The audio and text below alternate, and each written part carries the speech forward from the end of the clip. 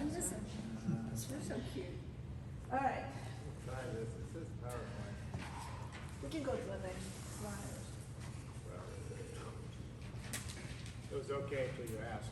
All right, so we're going to be talking about Greek nouns today to match, to pair them with the verbs and start making sentences. And so we are going to be talking about the second declension. So Greek has three declensions. What are declensions? Declensions are groups of nouns. Three groups of nouns that share similar characteristics within their group. And so the grammarians who were trying in the 3rd century, you heard about the Hellenistic age and so on, when Greek started becoming the lingua franca and foreign people needed to learn the language, the grammarians tried to systematize it. Should I just leave it alone? Can you hear me back there? Okay. Try to systematize the language to make it easier for people to learn it, to see the patterns. So they put all the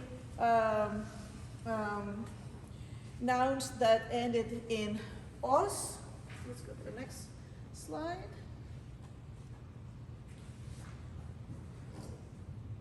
What happened to it? Move on. And then they noticed that the Greek nouns have cases.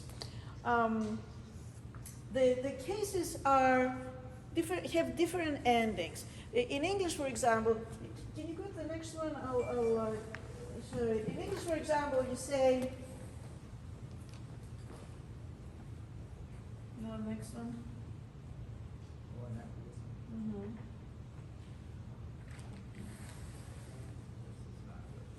No, it's not very good. Why didn't we open our PowerPoint? I can't, when you send it to me, if it's not PowerPoint, it doesn't open as PowerPoint, so. It I will wasn't try to do this. PowerPoint.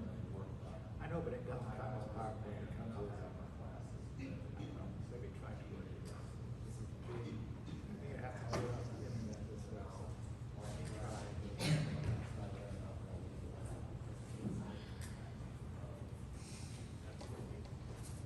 Let's see if we can work with this.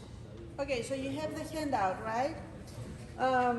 So we have cases. The cases are the way a word functions in a sentence. For example, in English you say, I walk.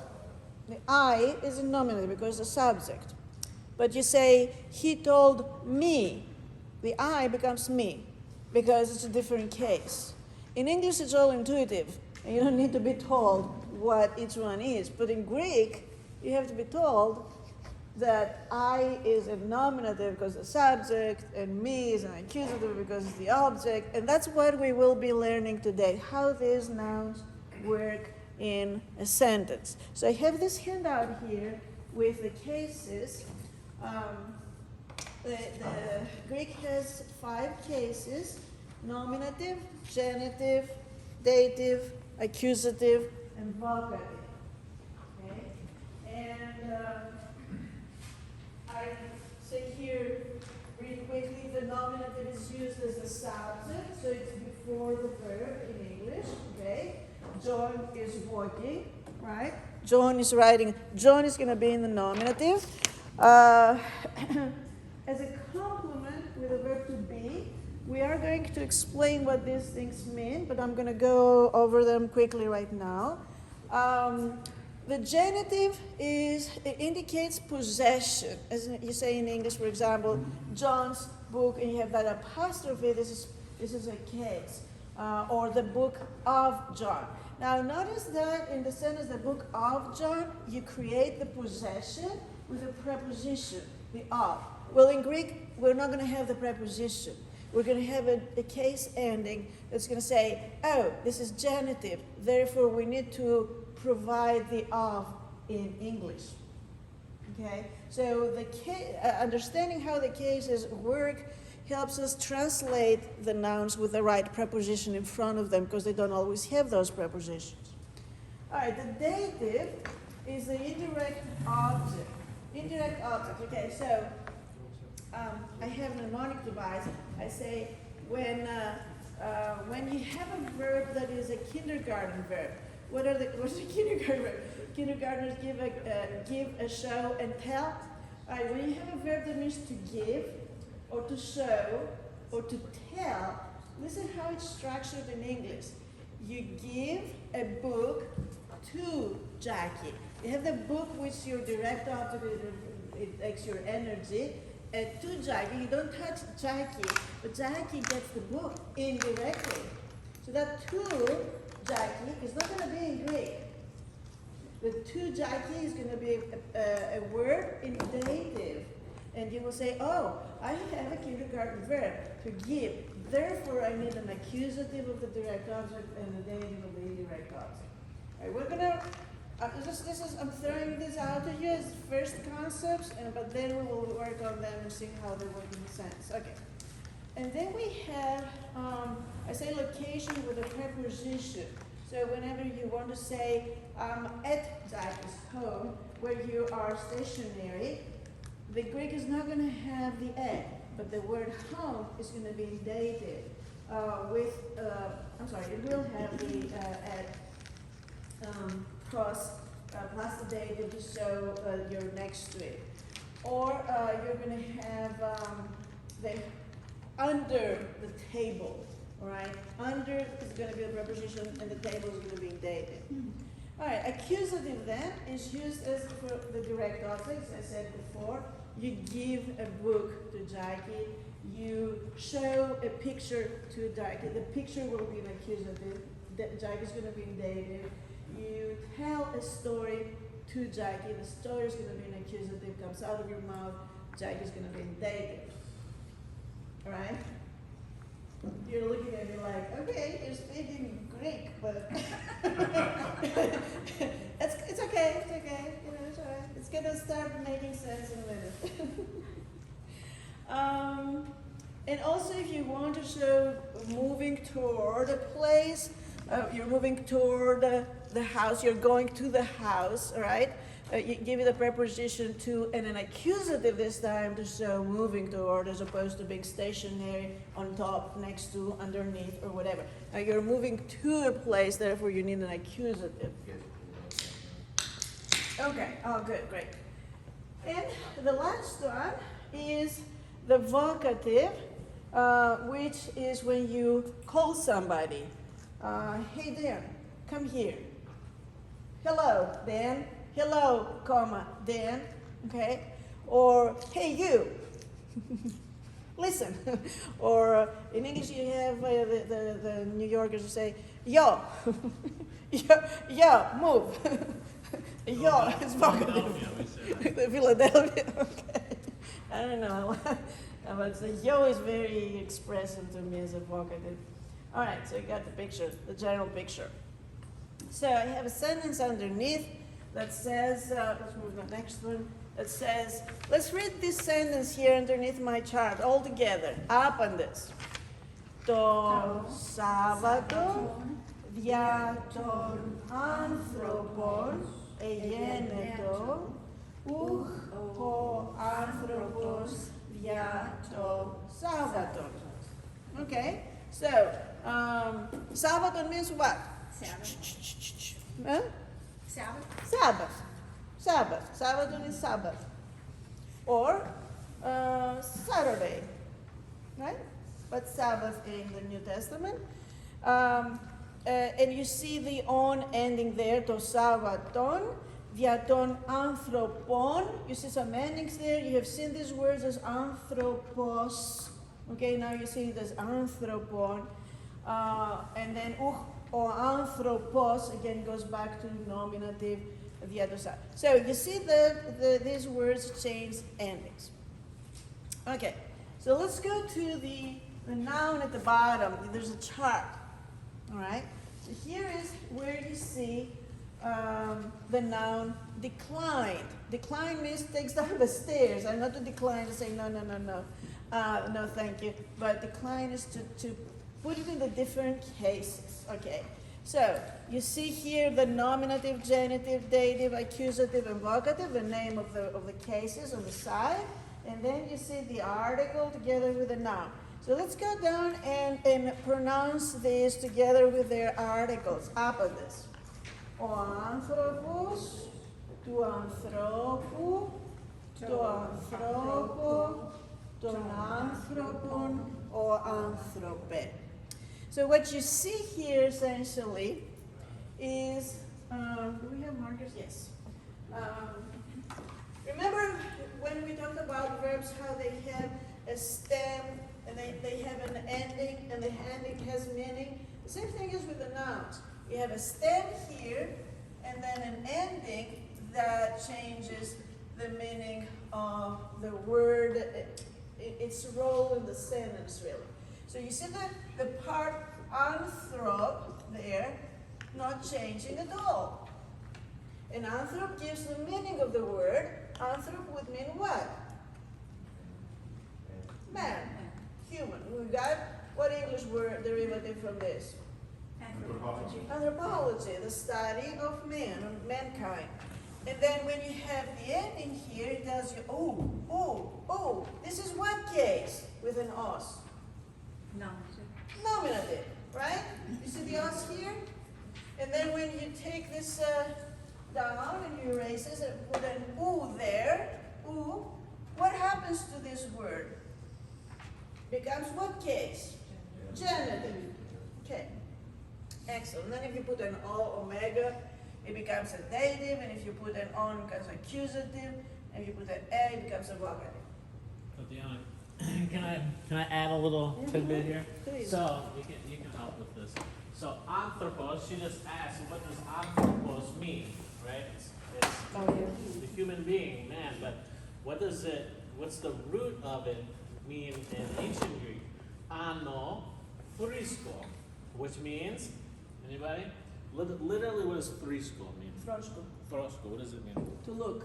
To look, yeah. So, to look, ano means up. To look up, that's what a man, a human being is. It's one who's looking up, right?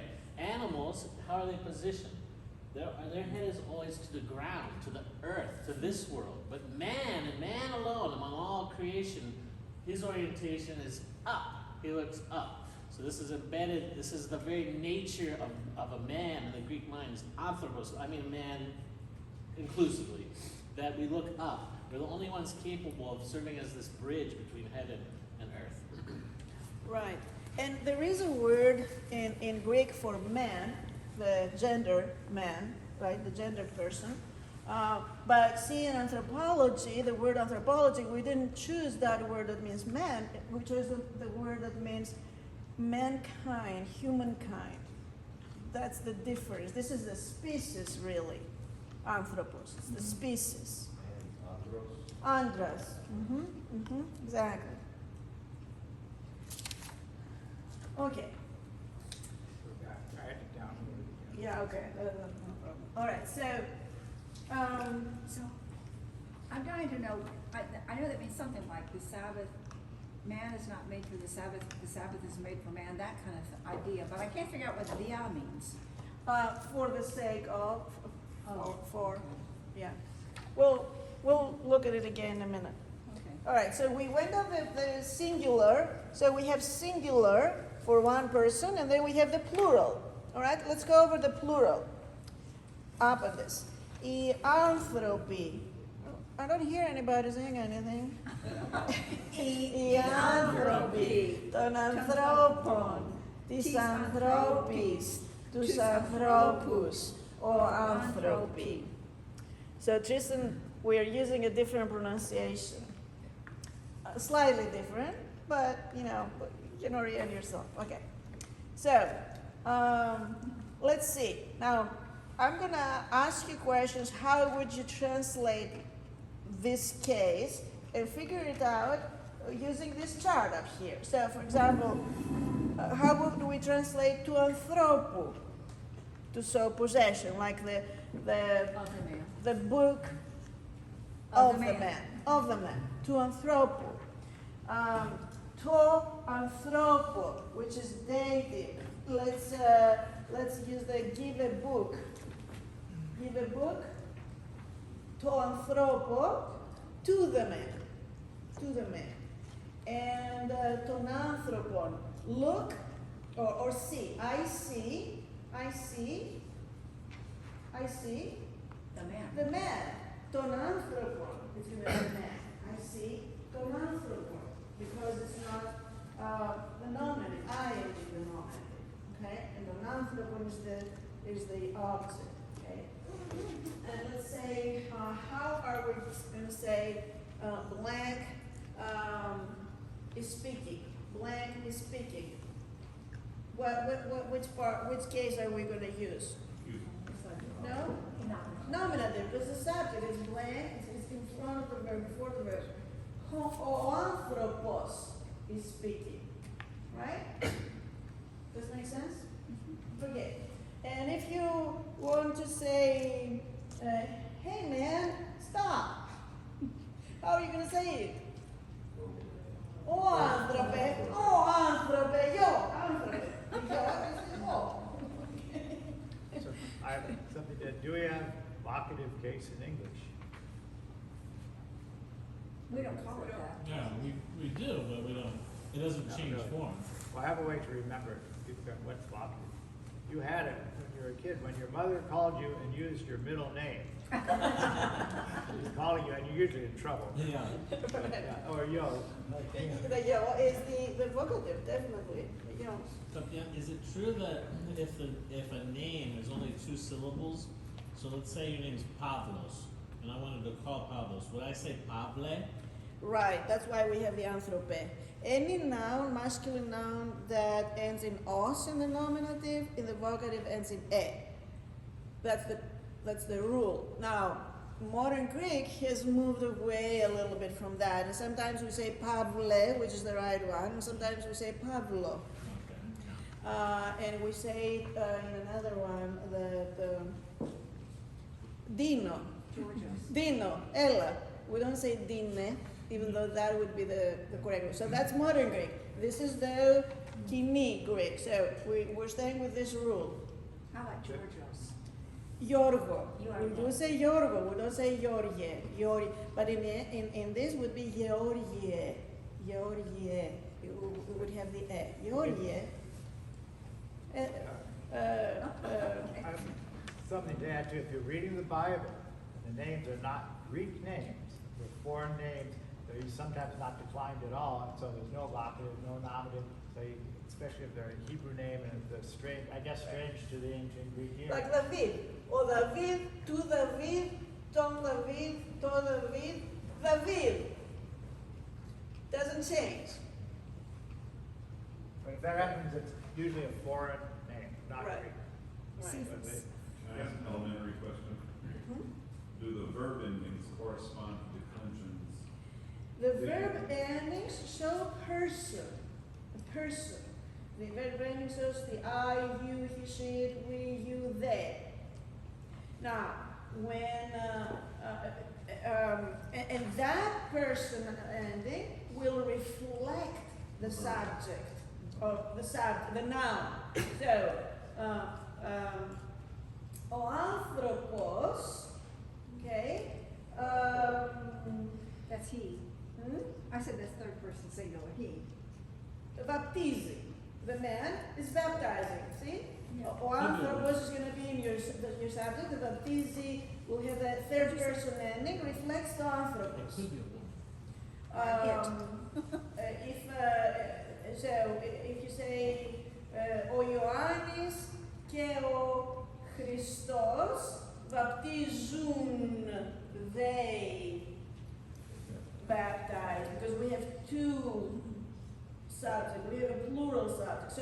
So the ending of your verb is going to reflect your subject. Okay? Now, in the third, that's the case in the third and the second, the third singular and third plural. Now, if it's first singular, baptizo, I, you don't need another subject in there. We, baptizume, you don't need another subject. You, singular, baptizis, you don't need another. So it's only for the third singular and third plural that you have to have expressed nouns in the nominative to be the subjects of your sentences. Does that make sense? Starting to. All right. Now, plural. I'll give you the ianthropy, and I want you to give me the rest of the English sentence, whatever sentence you want. Ianthropy, Elliot. Give me an English sentence with ianthropy.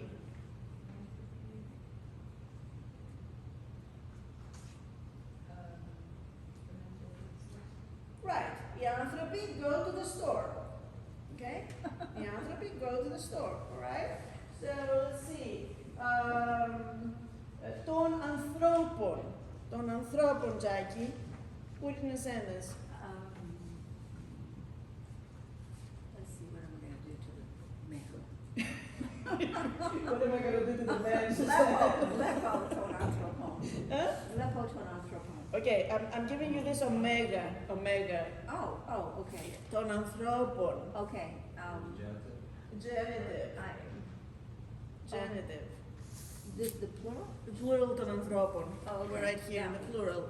Oh, this one? Yes. Okay, Lepo, the dog, ton anthropon. Lepo, the dog, ton anthropon. The dog of the man. Right? Lepo, the dog, ton How do anthropon. I say the dog? Tonkina. Tonkina. Tonkina. An ancient. Accusative, tonkina. Canine. How do you spell it? Kappa epsilon.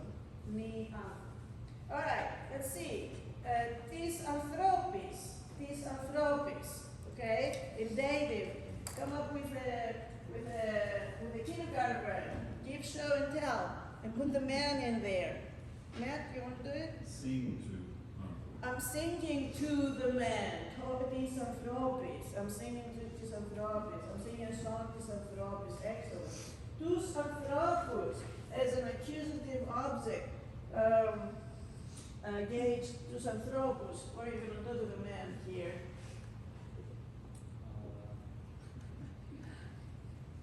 Gosh, it's hard to think in English. Yeah, I know. You need the verb see or to They keep saying loosen, they keep using the verb loosen. yeah, loosen, set free. I know. Set free. Do it all the Can you time. set free The man. the man? How are you going to say the man? Trick question, of course. Tus anthropus, tus anthropus. So set free tus anthropus. Leo. Okay? Leo ton anthropos. Leo.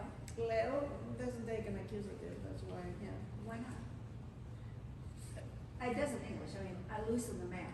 Ah, Leo, you say. Leo means to say. Leo is to loosen. Oh, is that all? Yeah, that's all. Pronunciation matters. Changes the word. You say so. Okay. All right. So now, let's see. Do you have any question up to this point? You don't know what to ask.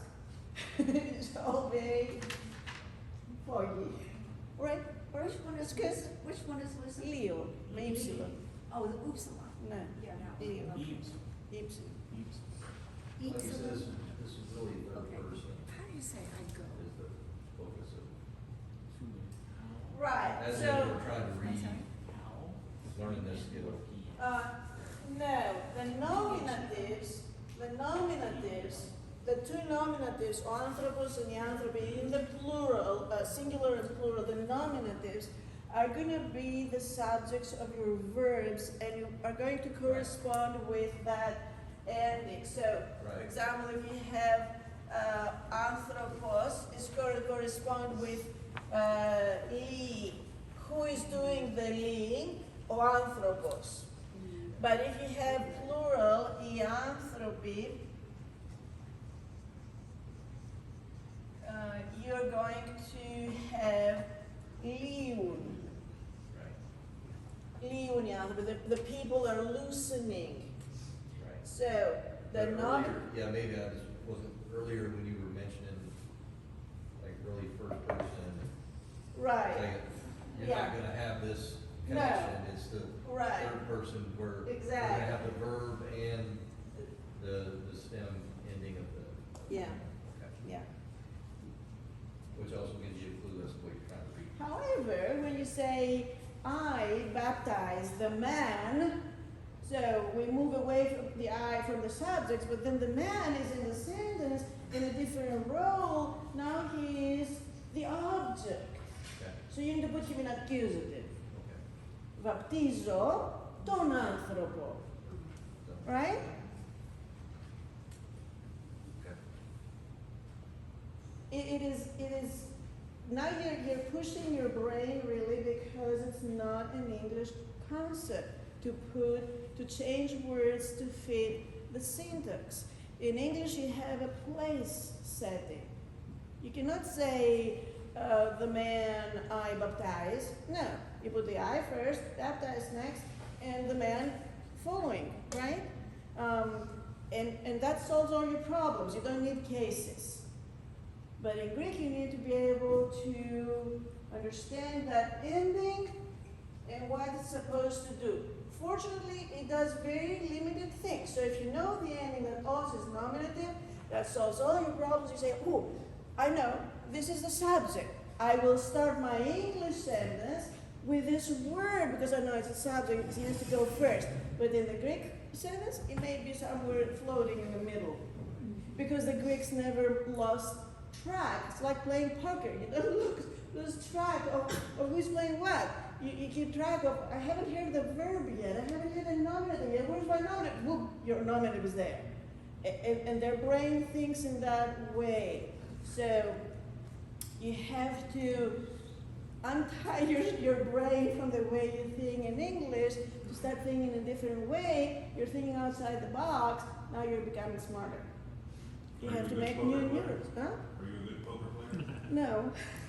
I was thinking more of like reading cards when you're trying to play blackjack at a table. You know. I just know that you have to follow what's happening. And I think all y'all know too much about this stuff. I'm just in it for the mathematical probability. yeah, no. I don't know. That's why I don't ask questions. I just give examples. All right. Now, this is a masculine of the second declension. Now, who's going to tell me why it's in the second declension again? What's the question? The question is, why is anthropos in the second declension? Because the nominative ends in os. Because the nominative ends in os, and this is the second declension, is the os. And I should make a diagram here and say all the nouns that end in os, masculine nouns in os, in the nominative, is the second declension. This is our group today. Okay. Now, the second declension happens to have neuter nouns as well. Right? So the Greek has a masculine, feminine, and neuter nouns. English also has masculine, feminine, and neuter nouns, grammatical nouns. How do you refer to, with what pronoun do you refer to your beautiful boat? She and her. Huh? It's a feminine noun. Right? But it's not very pronounced in English that nouns have genders. But in Greek, nouns have genders, and the genders are determined by the article they take in the nominative. So, anthropos is masculine because it takes an omicron article. We have a feminine noun, eremos. Eremos means the desert, ends in os, feminine. Again, it's going to be here, it belongs in this declension because all its other endings are going to follow the anthropos endings. But this is going to be a feminine noun because of the article. And the neuter to doron. Now, this is not an S, but if you look at the endings of doron on your handout, many of them look like those of anthropos. So the grammarian said, let's put all of them together in one declension, okay? So, to doro is neuter. It means the gift.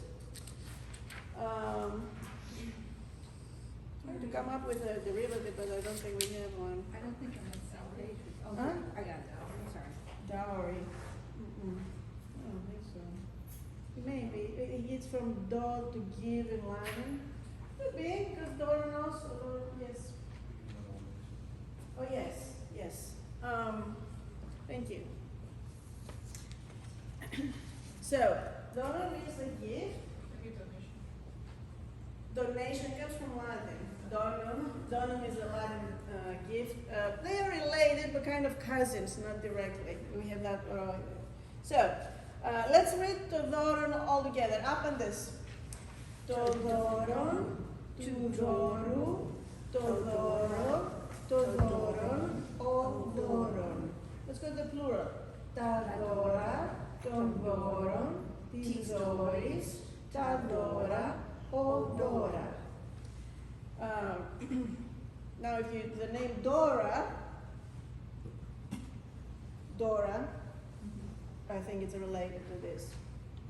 Okay, I think, but I have to check. Okay, so now notice that the neuter have three cases that are the same. They have the same endings. What cases have the same endings for Todoro? Genitive, dative, and accusative. No, not genitive or dative. Nominative is the same as what? Accusative as what? Vocative. Dodoron, dodoron, dodoron. Boom. You get one for the price of, you get three for the price of one. Let's look at the plural. Tadora, nominative. Tadora, accusative. Tadora, vocative. Again, the same. Okay? So, now, your next question is, how am I going to tell that this is a subject and not a verb, not an object? Dan? Yes? What about it?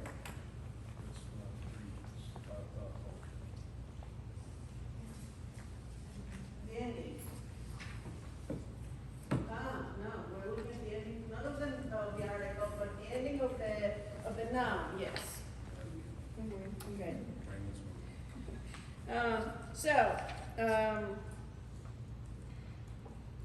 How will you know? Common sense. Okay? Common sense. Your gift is not going to be going anywhere, okay? All right, period. There are not that many neuter nouns in sentences, thankfully. All right. Any other question? Where else would they? Huh? I'm being facetious, never mind. I just Yeah. said where else would they be if they're not in a sentence? Well, we mean there are not that many neuter nouns, period? There are not that many neuter nouns? There are not that many neuter nouns in Greek. Oh, Yes. So, to doron, to aerodron, the plow, to dendron, the tree, and I cannot come up with any more. But masculine nouns in os, oh, galore. Which is good. These are the, you learn the largest category of nouns, so you're able to handle them. Now, you really have to memorize the endings. On the back I have a little cute table with the cases, and you need to memorize in this order. You need to memorize nominative, genitive, dative, accusative, vocative, and os, u, o, on, e, because it's the easiest thing for you to do. All right? I've been teaching this for years, so I know if you have this in your mind, you can say, you're going to look at the u, and you're going to be like, what case is the u? Dative? Vocative? Accusative? Because the way you identify it with a case, it makes a difference in the way you translate it. The genitive needs an of in front of it. The dative needs an to in front of it. Okay, you see what I'm saying? So the easiest thing for you is to put a little bit of effort to memorize this little box. Okay? For the masculine and the neuter, I'm not going to ask you to memorize a neuter because it's kind of easy.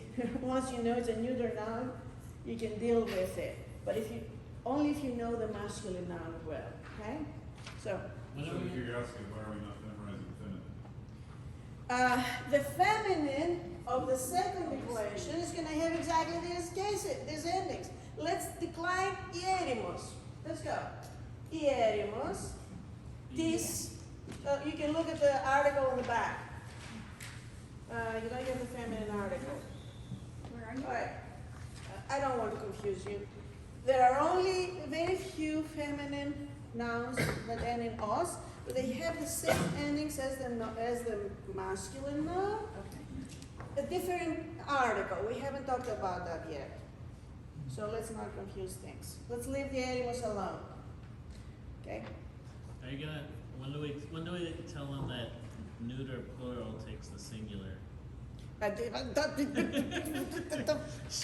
tell us that. I'm not bringing one hand over there. That's down the road. When we meet one, Yeah. then immediately it's gonna pop out to them and say, whoa, what's happening here? Yeah. And then the brain is going to make the synapses really easily because they will have understood the rest, which is the bulk, and that's the one little thing. And that's how that works best when it pops out. You're just being naughty. Τα παιδιά παίζει πάλι. All right, questions. Okay, if you don't have questions, we have sentences in the back. Okay? Let's look at these sentences. And we have partners there now.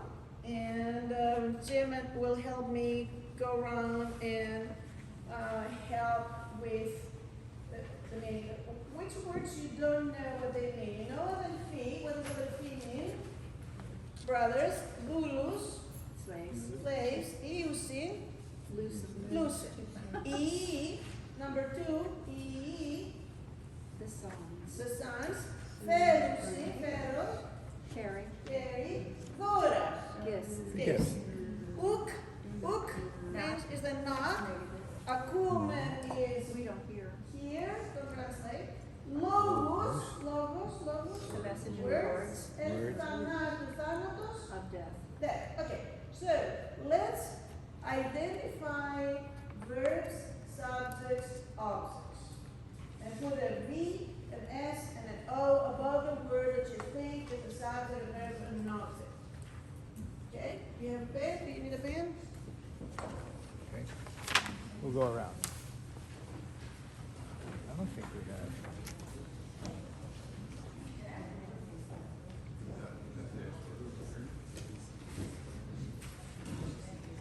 So you go by verbs by noun endings, right?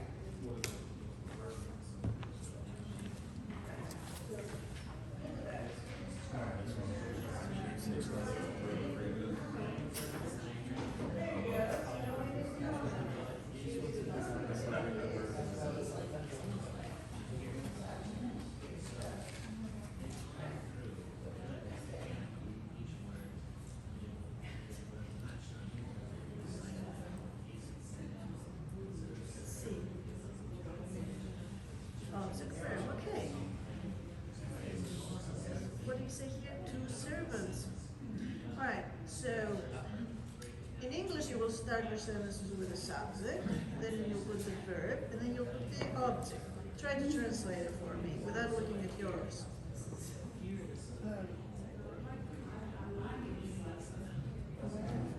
The brothers, verb, they listen. Not to, the servants. You don't need the to. It's the direct object in English that doesn't make a to in front of it. The brothers are listening the servants. Oh, okay. I Okay? have been doing This means days, I've just been Yes, yes. doing names without the. it's okay, because, but here they are. It is the the. It's the the. It's the man, of the man, to the man. This is mine, but Oh, that's yours. But one minute. so Okay. this means the, and this is the also, but then the genitive needs an of the. And this means to the man. Which ones are they working on? The first three. Just the first 3. Okay. Just the first. And that's Kevin. That's not, that's the again. The, plain the, because it's the object. And the, I always thought that. right. come first in your English sentence, this is gonna come after the verb in your English sentence. Okay, but if I'm speaking in this way, speak this way. Yeah. I'll get that one. Yeah, yeah. Okay. I need help. Got you. What does it say here? Oh, coffee. If I Coffee. didn't write it. Coffee is the other E, it's this, it's like an M, yeah. I can write it. All right, so Kathy had a good comment to make. If I speak in Greek, would I speak like we have it in the first sentence? Where's the verb in the first sentence? At the very end. Huh? At the very Who end. was the verb at the end? Brothers, You did. The Greeks, we'll see. okay, and the Germans. You see. The German, the verb. First thing. So that is just to show you that the Greek language has a loose order in the words because they are not tied to the place, tied to the endings. The endings make all the difference. I know we're going on here. Just a second for the genitive, let me explain. Okay, so, have you finished with the first three? Yeah. Sentences? Huh? That's the first one. That's good. And I want to move on to the second set of sentences. Alright, Dan, If you read the Bible, well, I hear. lend me your ears for a minute, because people have moved on.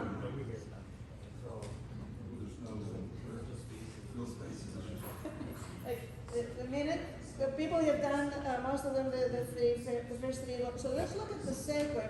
The second, I go a little bit more in depth in the genitive of possessor, or genitive of possession, okay? Remember the genitive shows possession according to this chart. But the order of the genitive that shows the person possessing whatever goes after the thing they possess. Like if you say it is the book of John, this is the order in Greek. First the book and then of John. Okay? You say sometimes John's book. This is not the order in Greek. The Greek order is the book of John.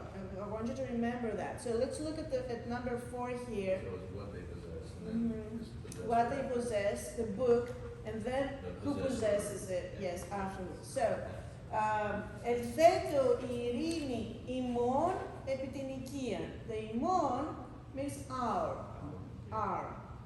Ελθέτω is let it come, ειρήνη is peace. Is And what? Peace. What's the first one? You Alphabet want- is what? Come.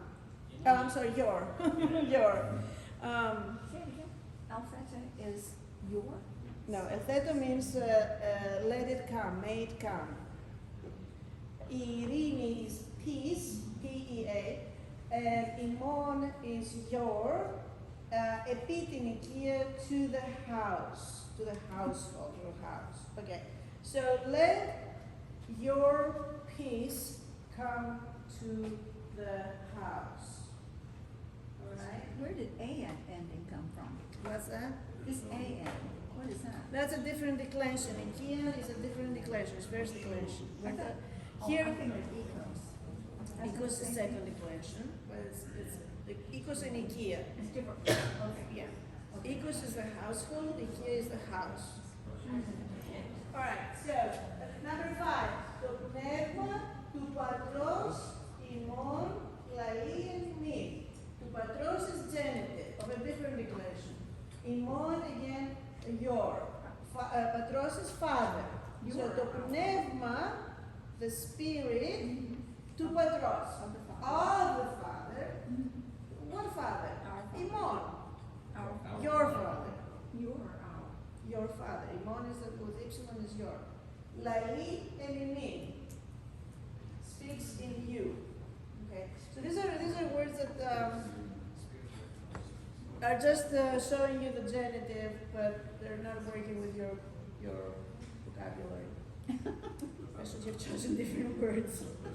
Let's look at number 6. All right, you can handle number 6. Anthropos, you know. Angelon, you know. Theu, you know. Akui, you know. Work on this one, and I'll come around. Translate this one.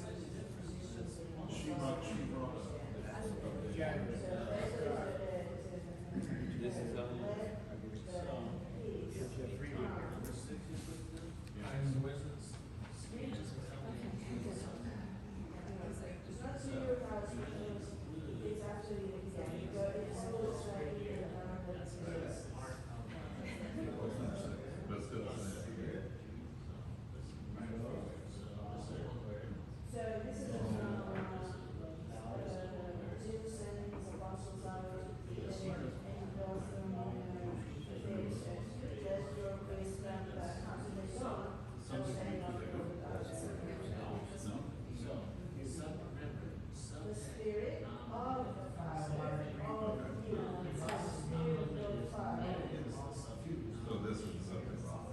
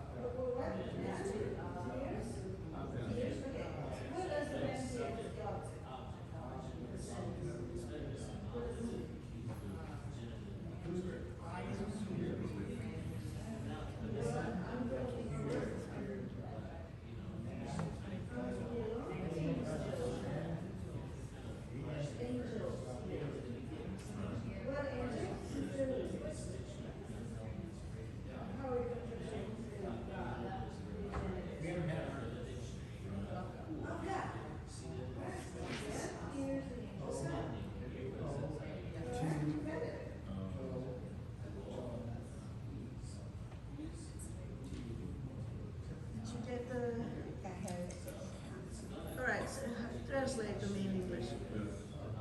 So there is subject verb. The man. Put the verb, no. The man, put the verb. Hears. What does the man hear?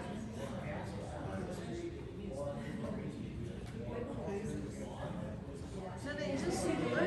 The angel is on, it's singular. He hears the angel of God. Yeah, the angel of God.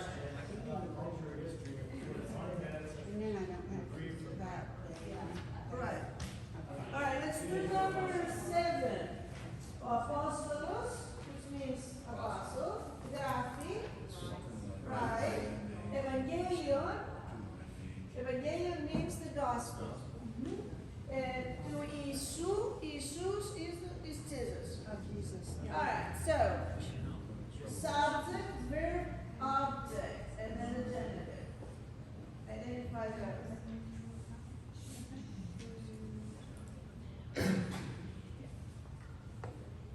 Why did you make it plural?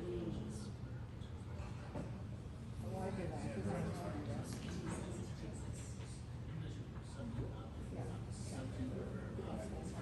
Okay, I'm working down here. And what is this? Who's that down here? Huh? Churches have no this is gonna be. This is going to church. That was good. Okay, 7:30. I need to finish. Two means up. So we haven't had articles, but you can do these in two. This is, Alright, and so now we are going to move to just a little example here.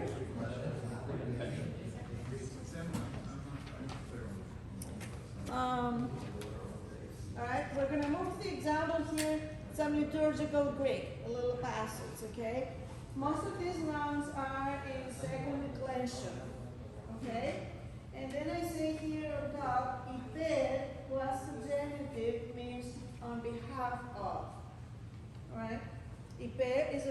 preposition that takes the genitive, and it means on behalf of.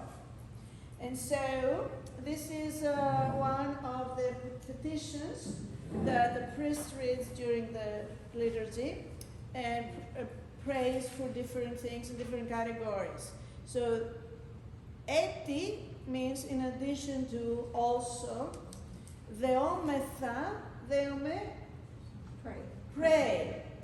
I think George had asked whether there is a derivative for pray, but there isn't. Okay, δεόμεθα, pray. And then we have υπέρ των αδελφών. What does υπέρ των αδελφών mean? On behalf of our brothers. On behalf of our brothers. And where's the hour? Emo. Imon, after the brothers, on behalf of our brothers. And then after the comma there is ton iereo. Ierevs means Church. Church. priest. Oh, priest? Priest. Ieros means sacred. It means separate, sacred, and so the person who deals with all these sacred things is the ierevs. Okay, so that's how the word for priest is in Greek. To ieron is the temple, the church, to ieron. And ta iera in ancient Greek were the sacrifices. So everything that has to do with the holy or the sacred is ieron. So what does the ton iereon mean there? Tristan? Huh? Yeah? Matt?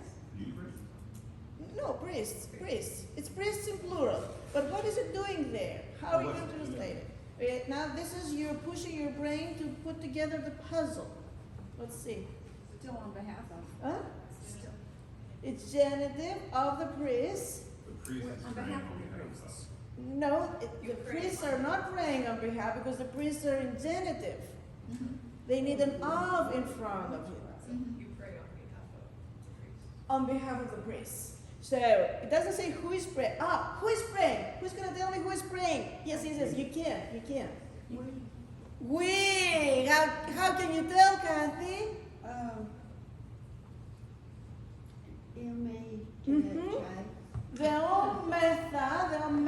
The meta ending is the we.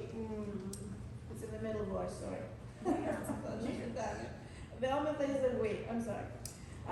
So we are praying on behalf of our brothers, and then after the comma, we don't repeat the on behalf. On behalf of our brothers, of the priests, of the hieromonachon. So hiero, the first part of the word you can tell it means something sacred. Monachos is literally the lone person, which in Greek means monk. So hieromonachos is a priest monk. Okay. Okay? On behalf of the priest monks, hierodiakonon. Now hiero again, sacred, but diakonon. Diakonon is our word for deacon. The sacred deacon, for the deacons. Και μοναχών. Μοναχών now is going to mean? Monastics. Monastics, the monks. Και pasis. Pasis is a word that relates to the appendix, as I say. All and all. Tis en Χριστό ημών αδελφότητος. Now I have all this in brackets because the tis goes to αδελφότητος and brackets all the other words. I know it's complicated, but you know, it's real Greek, so we're just getting a taste of it. So the tis goes to αδελφότητος. Inside the αδελφότητος is en Χριστό. En Χριστό. In Christ. In Christ. The N is the in, the preposition in. Christo is Christ. So when you write in Christ, the bottom of your emails, it's en Christo. That's exactly what it is. In Christ. Imon. Imon means our. Tis en Christo imon αδελφότητος of the brotherhood, of our brotherhood in Christ. What, Father, you're smirking? What's the tease mean? Tis is an article we haven't learned yet. It's a feminine genitive. How would you translate it? Oh, Okay.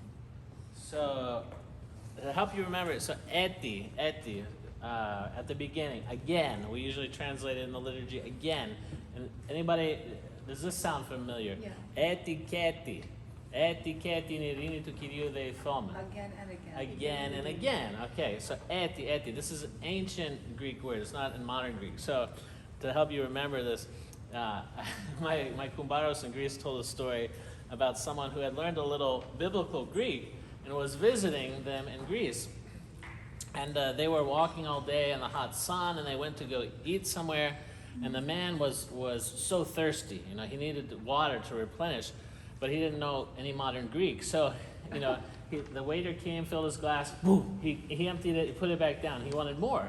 And so the only thing he could think to say is, etiketi, because he knew he was Orthodox. He had been to the liturgy.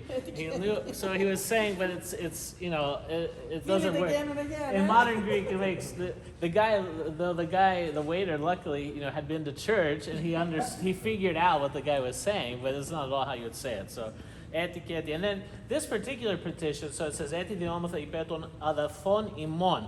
Who are our brothers? Then it goes on to say by putting these other nouns opposite Opposition, in by positive, opposition. positive. Who are our brothers? So it keeps it in the same case of genitive. Our brothers are the priest monks. Hierodiakonon means the deacon monks. So technically, the deacon tikon would be excluded from this, although because it's the deacon monks, and then all monks. And all of our brotherhood in Christ is really referring to all the clergy. So that then deacon tikon would be included in that, as well as readers, etc. Tom, So- up there where it says hieromonachon. Yeah. Does that mean hieromonach? Hieromonk, exactly. H-I-E-R? Yeah, exactly. Because of Hieromonk. the rough breathing, you see, there's a rough breathing over A this monk who's hieromonk. also a priest, or a priest who's also a monk. Yeah. Oh, is that what that means? Yeah, hieromonk is all. I'm not a hieromonk, so I'm the iereon. Hieromonachon is a monk who is also a priest, as opposed to monachon, which it says later, which are just simple monks who are not priests.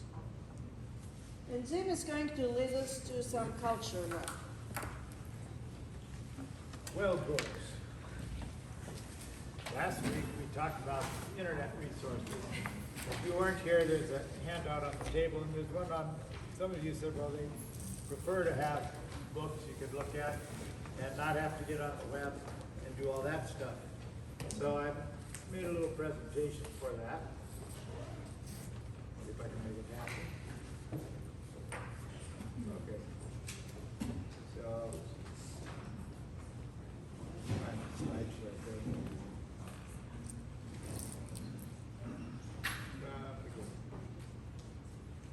We had numbers last week, covered briefly, so these are, does anybody figure out what this number is? Is there about a certain number of martyrs, Mussolini, soldiers who were beheaded? So what number is that? It's 40. Not 40. What is that? Yoda Kopalam. Oh. Any other guesses? Yoda's Not 40, so that's one out of all the billions of numbers you could be there. Okay. How old was Jesus? He's 20. Yeah, the Jesus age when he died. 33. The The Lambda is the 30, and the Gamma with the apostrophe, as Marino taught us, is the 3. So then It's 33. 33. The 33 martyrs of Mussolini. Okay, so some books. The first one is the one I brought the first time. You want a dictionary. There's some caveats about any of you own a Greek dictionary at this point? A few people, okay. So you look up a word, especially a verb you see in the Bible. It's not going to be in your dictionary. Fear not. So there's other resources. So this is the big one, the big little, and you can buy one for about $250 nowadays, or a used one cheaper. And I used, when I talked about the word logos, we had like 3 pages of a small print. You can hardly read it, and this is too small for you to see, so I got some of the large ones, but if you want the authoritative book, you have the resources to get it, it's a big thing, go ahead, and you'll be able to be an expert on whatever word you look up if you can find it in the dictionary. Okay, now that's too big, so we have a middle little, that's this one, and if you were gonna buy one, I'd recommend buy this. You can get it for about $15. And some of these books you can get used at a very bargain basement price. And the good thing about Greek books that are used, they're very little used. People buy them to go to the Greek class and then they give up. And so they sell them on eBay or Etsy or somewhere. So you can get some really nice Greek books about grammar or dictionaries for very little. So if you look up the words, I don't think you can even see these, but you'll have a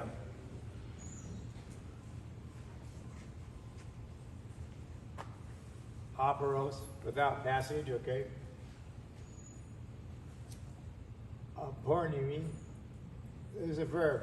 It just has the first person singular present active or sometimes middle indicative. Whereas the other endings are not there. So you're going to have some help or figure out what the root verb form of the verb is to look it up in the dictionary. Can I Yeah, make go a- ahead. I got a bigger example if you want. This is not for this class, this dictionary, but they start from the earliest appearance of the word. So they have Xenophon first, and then they go to Herodotus and Thucydides, and come down to Plato and Sophocles and Plato, and they stop at Plato. Well, they don't go to church fathers or King Greek, right? The latest edition does that, or there are other dictionaries that do that, but the Little Scott is for classical Greek, so it's before the Guinea really, and that doesn't cover all the meanings of the words that we're talking about. The words evolve, so their meanings change, right? So What is the lexicon for unique? yeah, there is. Yeah, What is it?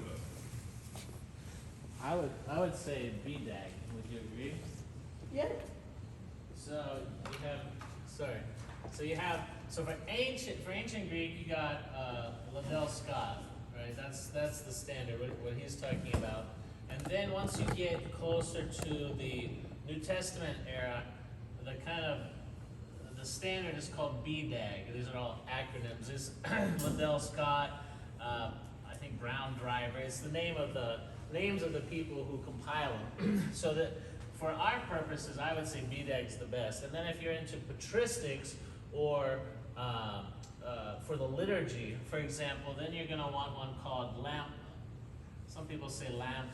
Lamp. How do you pronounce? Lamb. Lamp. This is more patristic, right? So these are the three main resources depending on what time period. So 300 BDAG is going to be more like 300 BC to 200 AD, something like that. And after that, you're going to get into lamp.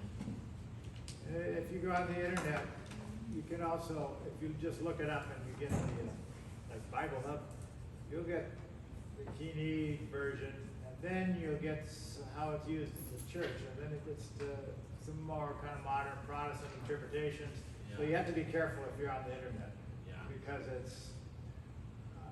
because you won't really be led astray, but it's slanted toward, how do they know that it was all this stuff we heard in church last week in the first century? They didn't, and so they do it. Today we use the Greek word to mean this. Well, it depends on who's writing what it means today in their particular church. So. Of these three, Liddell Scott you can get for free. You can get a hard copy, like he's saying, but if you go online, it used to be a site hosted by Tufts University called Perseus. I don't know if it's still up or not. They changed it. And then there's another one. So you go perseus.tufts.edu.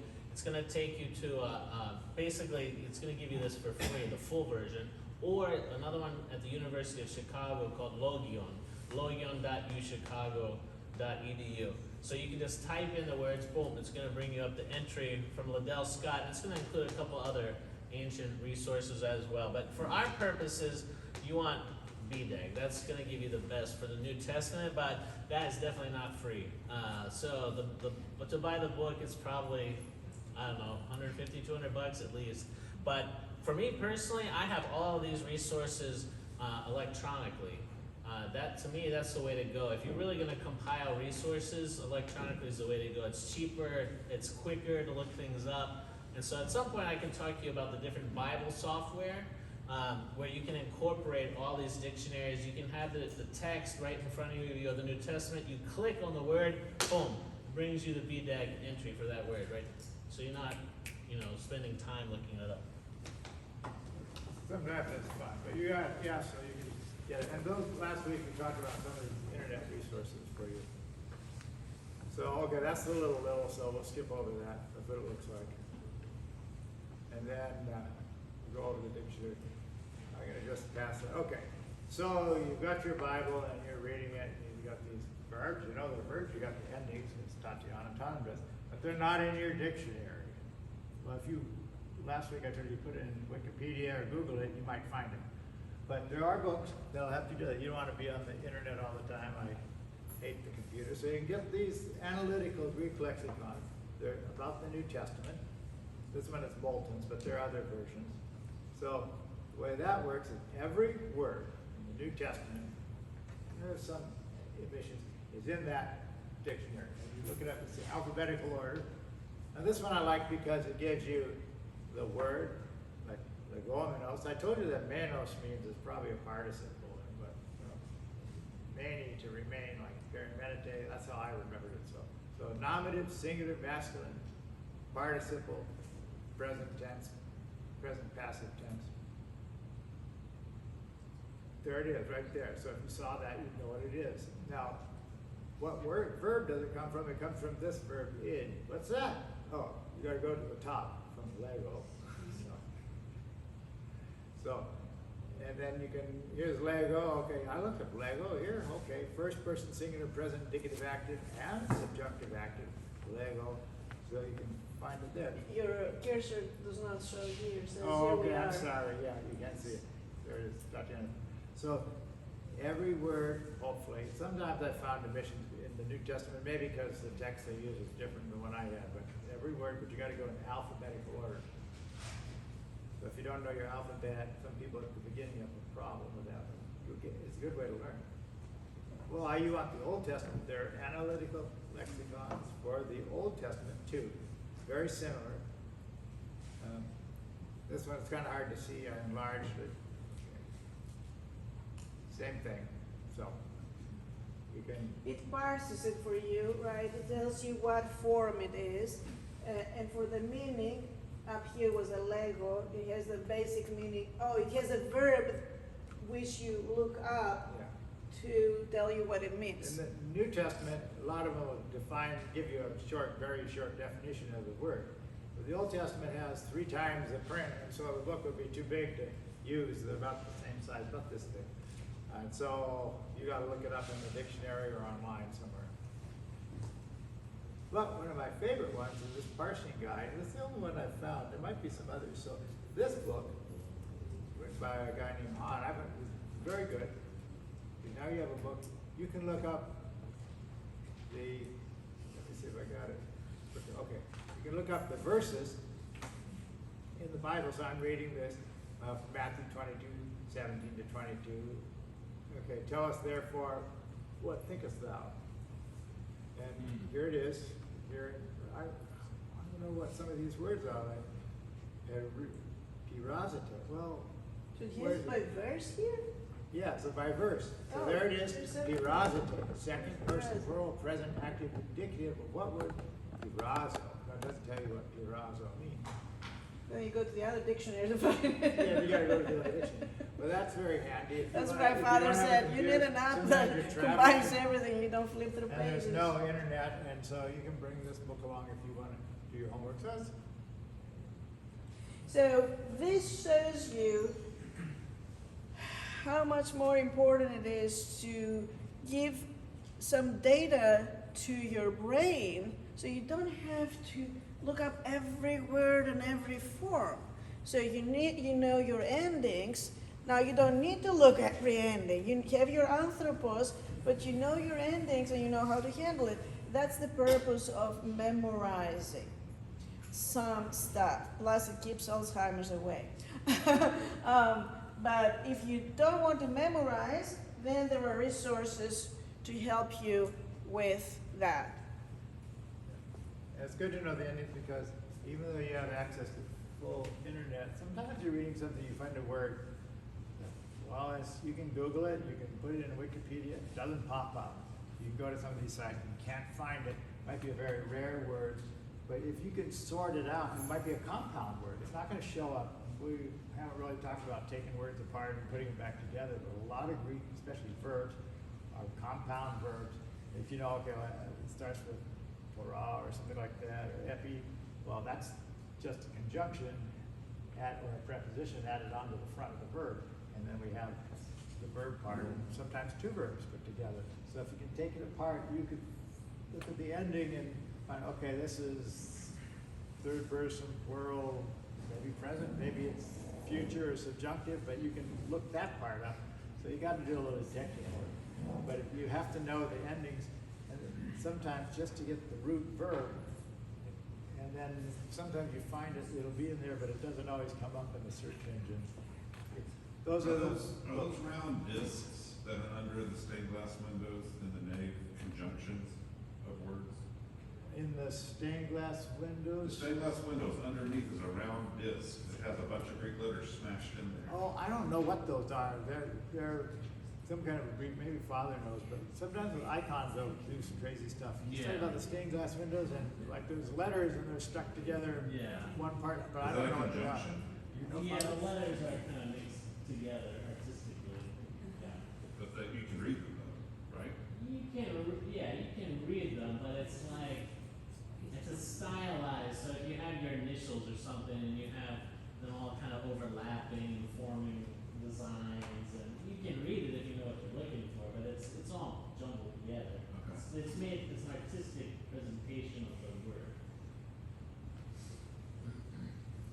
Here's the icon of the archangel Michael has him holding a globe. There's all kinds of things that happen in icons. Because these three letters, the he, the delta, the kappa, what does that mean? I had to look. Finally, a bishop told me what it meant. Or I read it in the book. Bishop told me the wrong thing. What about Christ? Christos, big hills, Christos, Christ, the righteous judge. He's got the globe and the little cross on top. That makes sense because he's got the gospel on the other hand. That's a very famous Byzantine icon. But it took me about 8 months to find out what this meant. I just by accident found it. Michael was that? Yes, in the globe. That's what he's judging us, people. If you didn't realize it. Yeah, no. But I went all over the place. Okay, that's all I have for books, and that's it. So, what are we going to do for until next time we meet, right? I cannot leave you without any work, right? Forget the bottom line. Flashcards, yeah. What we didn't do is vocabulary. There's vocabulary here on page 31. Page 31. So please memorize the endings of anthropos and thoron. And then there's vocabulary. Make vocabulary flashcards of this vocabulary. Then we'll go over this vocabulary next time. If you have your flashcards, you will learn it more easily. And if you want to do some translation, here are phrases, sentences that use this vocabulary and the verbs that you know. So the nouns from page 32 and the verbs from page 23. Yes, 23 and 32 are your verbs and your nouns. And here they combine them to make sentences. But do not translate them as they come, because they put words, they mix and match them to train your eyes to hunt first for the nominative, then for your verb, then for the accusative. Okay? Subject, verb, object. That's why you need to put them, to identify them on top first, S, V, O, and then translate them starting with what? what word are you gonna start? That you have marked as what?